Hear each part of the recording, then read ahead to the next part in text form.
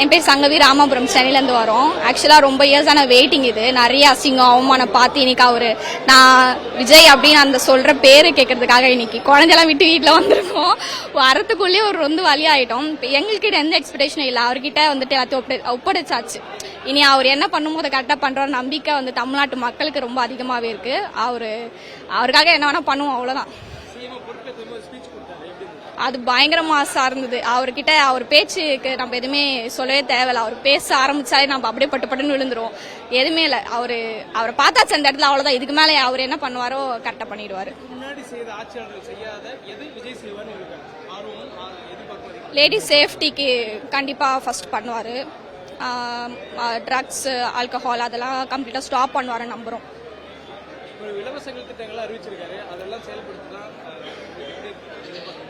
இல்லை, கண்டிப்பாக செயல்படுத்துவாங்க. Last time மாதிரி எந்த ஒரு அசிங்கமுமே இல்லாமல் ரொம்ப கரெக்டாகவும் நம்மளுக்கு நியாயமான விஷயத்தை கொண்டு சேர்ப்பாரு நம்புறோம். எங்கள் அண்ணன் சிஎம் ஆனதுல ரொம்ப ரொம்ப ஹாப்பி. இது ரொம்ப வருஷமா எதிர்பார்த்துருந்தது. இந்த 2 வருஷம் எங்க அண்ணன் ஆவாருன்னு சொல்லிட்டு ஒரு நாளும் ரொம்ப ரொம்ப வெயிட் பண்ணோம். இந்த லாஸ்ட் 5 days எங்க ஹார்ட் பீட் அப்படி இருந்தது.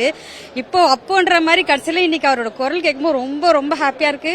ஆனா நீங்க இந்த வீடியோ பாப்பீங்களான்னு எனக்கு தெரியல. ஆனா ஒரு விஷயம் சொல்றேன்னா, நீங்க சிஎம் ஆனதுல எங்க அண்ணான்ற அளவுக்கு ஃபீலிங் ரொம்ப ரொம்ப ஹாப்பியா இருக்குன்னா, ஆனா எங்களுக்காக நீங்க என்ன செய்யணும்னு நினைக்கிறீங்களோ நான் சொல்றேன். நாங்க சம்பாதிக்கிறதுல பாதி பார்த்தீங்கன்னா உன் எஜுகேஷன், உன் ஹாஸ்பிட்டல்ஸ்க்கே போயிடுது முக்காவாசி. எங்களுக்கு அது ரெண்டுத்துல இருந்தா கொஞ்சம் ஹெல்ப்பா பெனிஃபிட்டா பண்ணி ரொம்ப ரொம்ப ஹாப்பியா இருக்கும். எங்க அண்ணன் சிஎம் ரொம்ப சந்தோஷம். முதலமைச்சர் சிஎம் விஜய் அவர்களுக்கு என்னோட வாழ்த்துக்கள். எப்பயும் எங்க அண்ணன் சிஎம் இருப்பாருன்ற நம்பிக்கை எனக்கு இருக்கு.